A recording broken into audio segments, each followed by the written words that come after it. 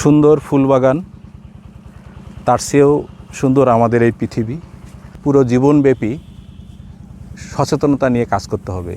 আমাদেরকে ভূমিকম্প নিয়ে সচেতন থাকতে হবে, আমাদের সচেতন থাকতে হবে আগুন নিয়ে, আমাদের সচেতন থাকতে হবে প্রতিদিন নিরাপদ সড়ক ব্যবস্থার জন্য আর কি।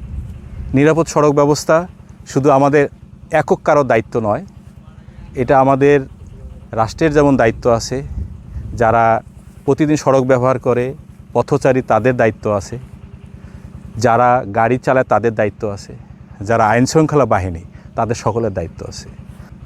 আমরা সবাই মিলে এই ফুলের বাগানের মতো আমাদের এই সুন্দর বাংলাদেশকে গড়ে তুলতে পারবো।